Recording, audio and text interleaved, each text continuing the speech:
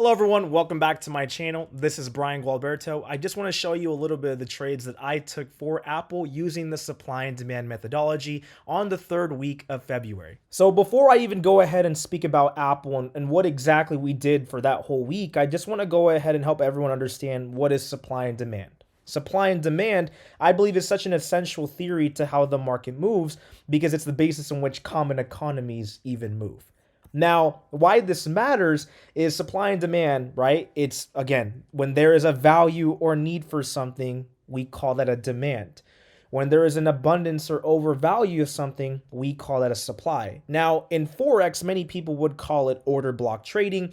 There's a lot of names and derivatives to it, but overall, there's so many ways to skin the cat. You just have to figure out which theory of supply and demand is going to work best for you. There's so many ways to trade it. Many people would go short as soon as we hit a supply. Many people would go ahead and go long once we hit a demand. Some people will wait for these supply and demand levels to be broken to trade the breakouts of these levels. Again, there's so many ways to trade this theory that it helps you become very mobile and you could adjust to whatever the market is throwing at you. That's why I personally think supply and demand is of importance.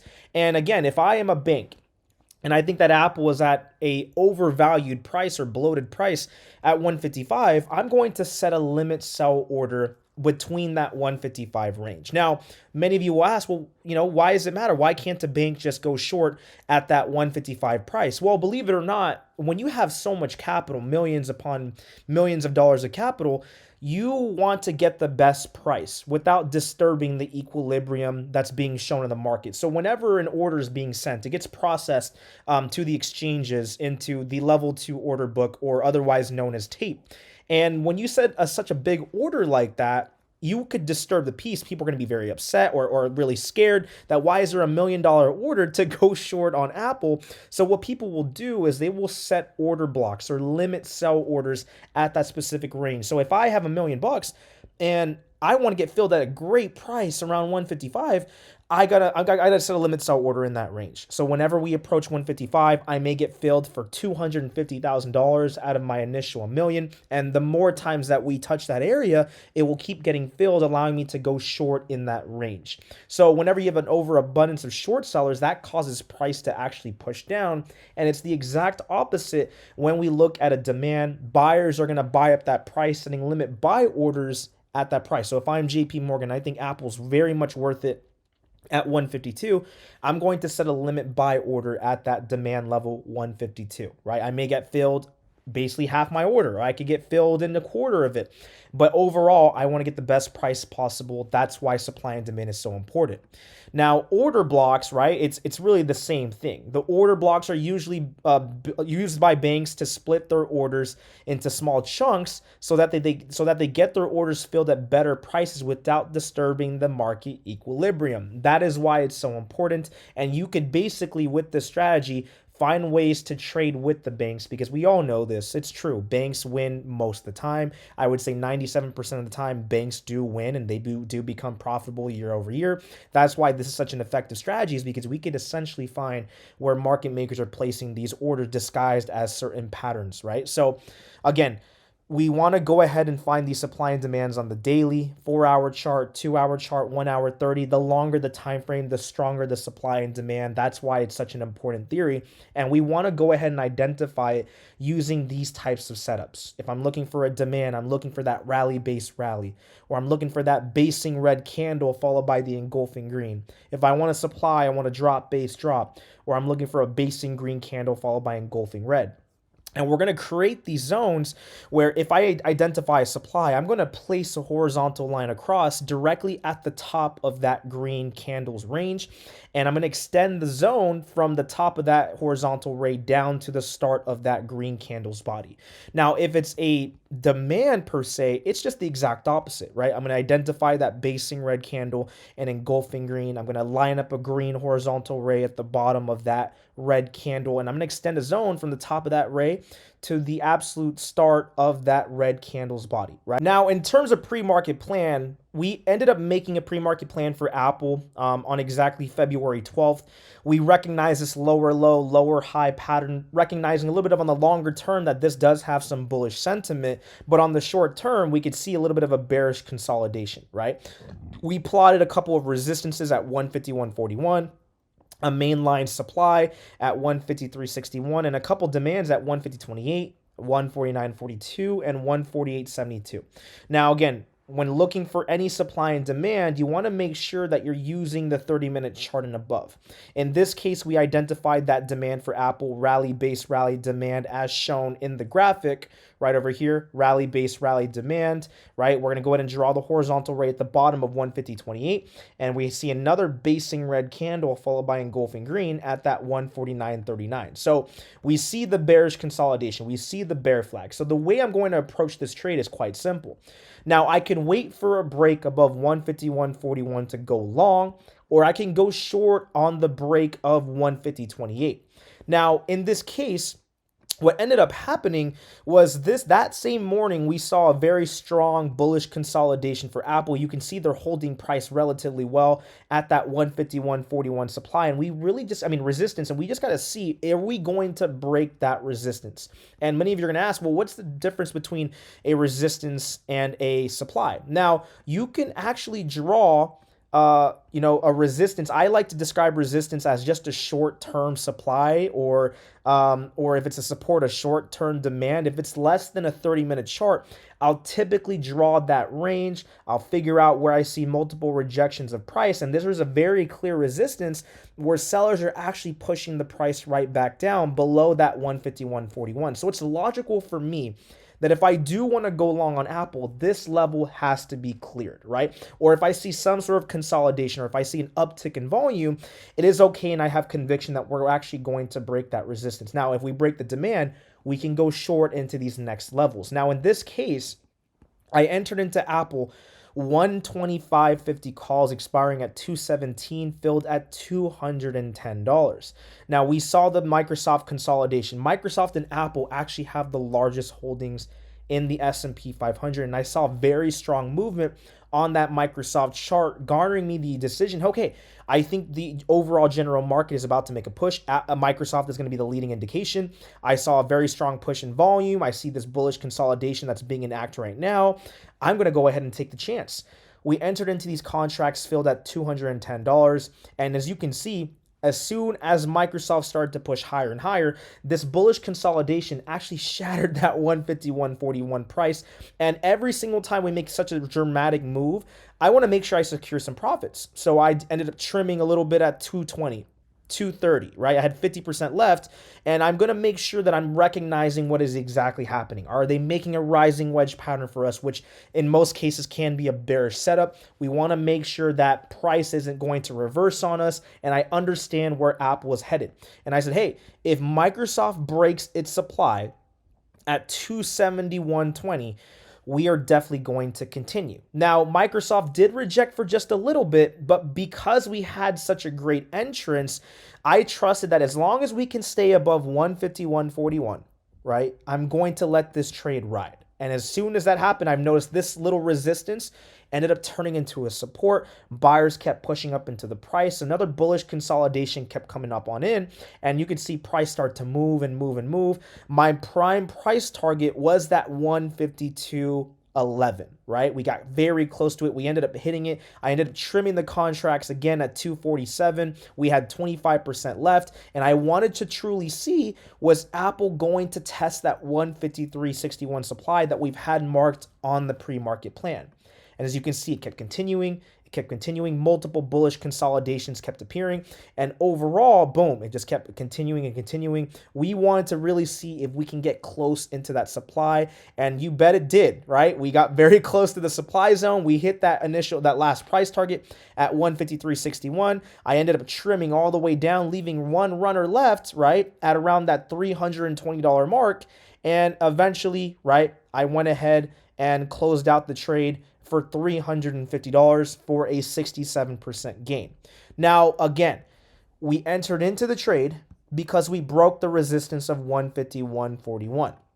We shattered a 5-minute resistance at 152.11, and we have a very clear hourly supply at 153.61. It's no coincidence that as soon as price started to move forward, right? Price started to move forward, we end up rejecting that 153.61. You can see we pushed it down just a little bit. I wanted to go ahead and hit the gym, so I ended up just closing the trade. But this supply was very clear. Basing green candle, followed by engulfing red. We traded this all the way up because I just saw nothing but momentum. Nothing was showing us that we were going to reverse course in this range.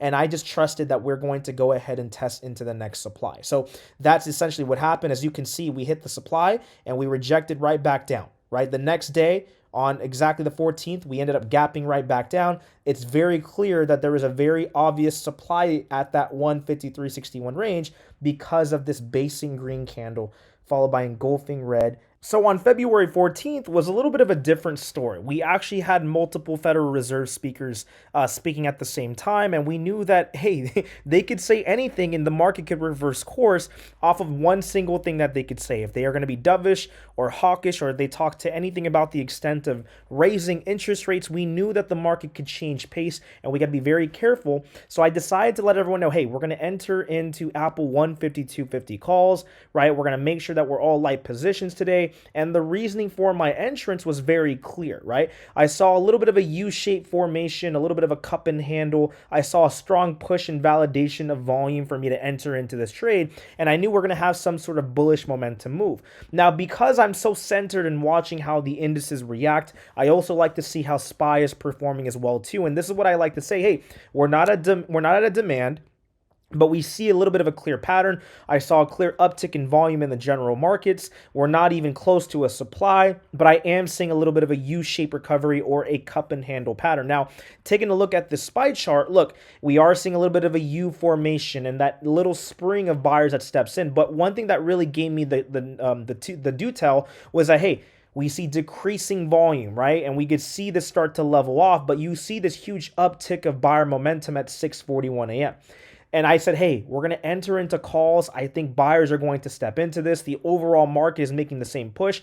So we entered into these Apple calls exactly once I saw that little push and confirmation. We entered in at $192. We kept moving up and inching up higher, closer to the gap fill and the previous supply from February the 13th. So I said, we're going to trade this up to the gap fill or at least close to the supply. We entered in at $192 a contract, half trimmed at $208 a contract, and we kept trimming it up. The closer that we got into the gap or into the supply zone, we trimmed again at 214. I said, hey, we got Fed speakers talking. I need to adjust my risk and make sure that I'm not losing anything if this decides to reverse on me, because we're not even on a demand.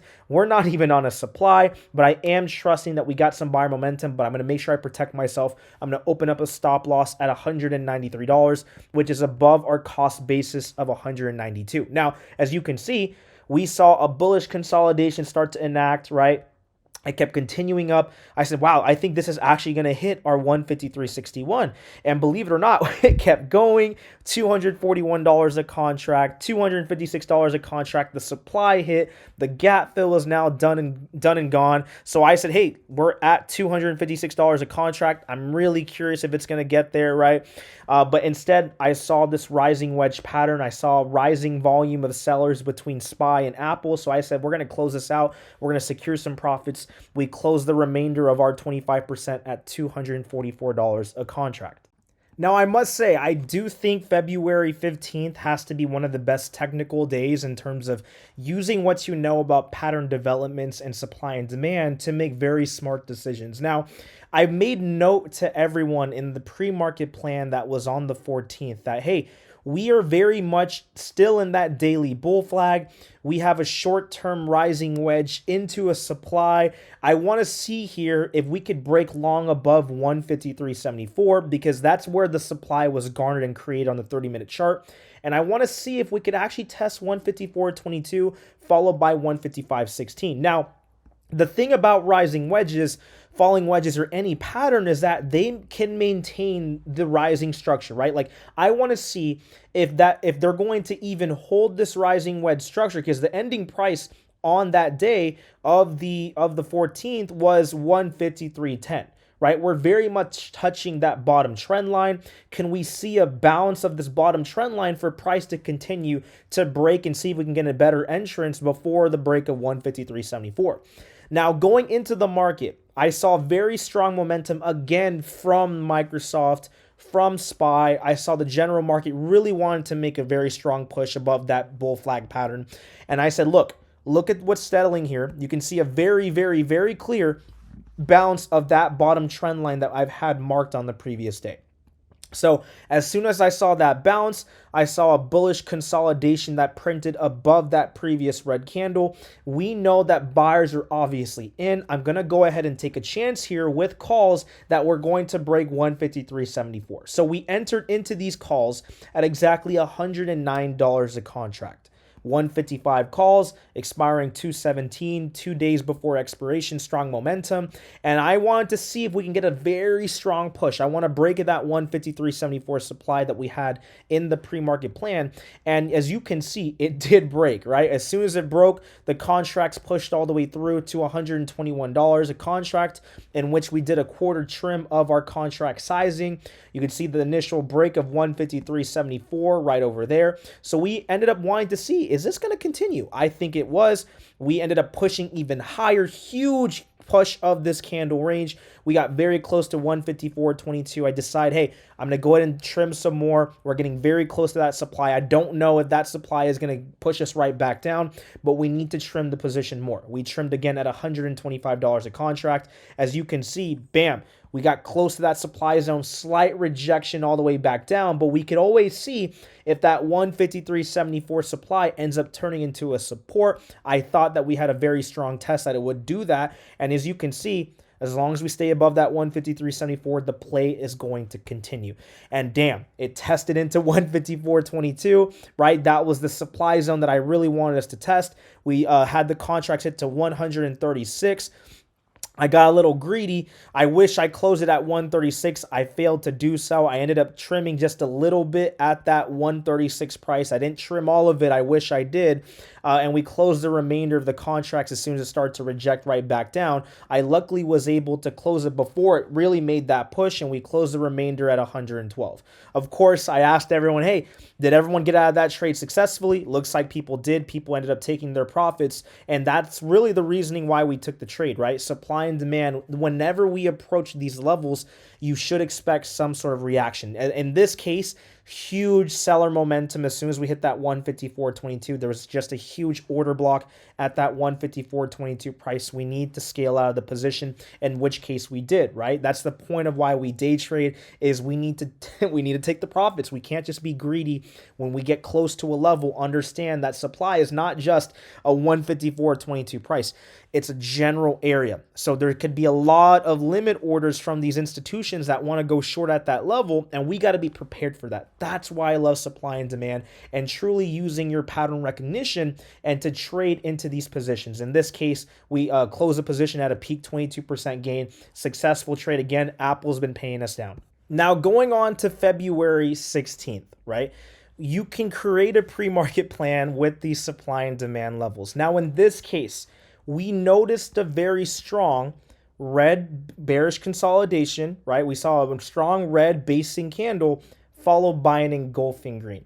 There's a very clear demand for Apple buyers at that 153.50 price. Now, what I wanted to do is I really want to see, are we going to hold that demand? Can we bounce it yet again to repeat yesterday's historical price? Because there's an obvious basing red candle followed by engulfing green. Now, again, using the same document, I'm looking for that base, right? I'm looking for that basing candle followed by the rally, because that's what's going to describe a demand. Now, when there's a demand, that means there's a limit order being placed at that range from an institution that believes that there's a value for Apple at that price. So I wanted to see 153.20, where we're going to see some sort of conviction or showing us that buyers were going to step into this range. And believe it or not, they actually did, right? So what I wanted to look for was a break of that 153.50, or at least a hold into it. As you can see over here, we entered into Apple calls at around 6:35 a.m. 155 calls expiring next day, 217 filled at $88 a contract. Now, my bias and confirmation was the huge volume of buyers. We held 153.50 very well. Microsoft was pushing, SPY was pushing. It looked like to me that buyers really wanted to maintain that 153.50 price. Now, what happened was I recognized a little bit of a bullish consolidation here, right? I knew there was some issue here where sellers were trying to keep it under 154, but I said, hey, we have a pretty good entrance. Let's get this thing to ride. Now, as you can see, that bullish consolidation definitely went through. As you can see over here, buyers immediately pushed that bullish consolidation. You saw an uptick of volume, right? Showing the confirmation of the move. I said, hey, we got to take some money out of the table, right? I don't know if we're going to fill the whole gap. I really need to make sure that I'm trimming my position every so higher, closer to 154, 154.50. Typically, I like to trim in 50-cent increments to make sure that I'm understanding the risk to reward. We got to trim this up in this position. We did a quarter trim at $100 a contract from our $88 cost basis. It kept rolling through. It kept going through into the next 154.50, did a quarter trim at 110, right? I saw a little bit of a random sell-off happening, so we did another trim at $104 a contract, and I said, hey, I don't know if we're going to fill the whole gap. I really have no idea. I'm letting now at that point low volume activity from the pre-market price action to really let us know if we can continue. So I said, I'm not going to take that chance. I'm going to set a stop loss. I'm going to be responsible about it. I'm going to put a stop loss at $90 a contract, which is $2 above our cost basis. Now, as you can see, yeah, right, we took the scalp, and it looks like sellers did not want us to fulfill the whole gap. It pushed right back down. We ended up closing the trade and stopping out at $90 a contract. And I said, that's cool, right? I'll take the trade. And we did what we need to do. I recognize the pattern of the bullish consolidation and the uptick of the volume. And we're just going to scalp this through to see how far we can get into the gap. It was a very decent trade from $88 a contract to peak highs of $110 a contract. We'll take it, especially when the trade only took us around 7 minutes to even do. So on Friday the 17th, it was a very interesting day because the previous day on the 16th was the producer price index information, and it came in at 0.7 versus the 0.4 expectations. So that kind of made a little bit of a wrench into the market. People were a little concerned that producers were really having trouble with the inflation, and the market was reacting because on the pre-market, you could see price actually gapped down pretty low. Now, typically with the huge gap down, right, we want to see if there's going to be a continuation to the downside. And one thing that really got me wondering was, okay, we have a little bit of a push on this Apple range, right? We have that initial push holding that 152.43 demand. But what I was really concerned about was on the daily chart and the 2-hour chart, right? We ended up falling right back into that consolidation, right? We had the initial break on the 15th, but we fell right back into the consolidation where that bullish structure actually broke at first. And I said, okay, this is a little bit of a bad news because now we don't know if buyers are truly right back in. Looks like that PPI information really convinced sellers to push right back down. And I wanted to see if it was even going to hold that demand at 152.43. I was convinced because of the fact that they brought it right back into that daily trend in that bullish consolidation that it's fair game now. I saw strong selling pressure across the board from SPY, Microsoft, Amazon, Tesla. Everyone was selling off 7 minutes into the market open. And I said, hey, there's very hard selling. I'm going to go ahead and go light into this position, but I'm pretty sure that we're going to go ahead and go put on this, right? So we're going to go Apple 150 puts at 6:37 a.m., expiring the next week at 224, filled at $130 a contract. We saw a huge rejection of price at that 153.43 range, and I said we're likely going to go ahead and push down. I am going to see a push of that support, and as you can see, yes, we entered in at around 152.43. Huge push initially down, right? You can see the initial sell down breaking that 152.43 demand.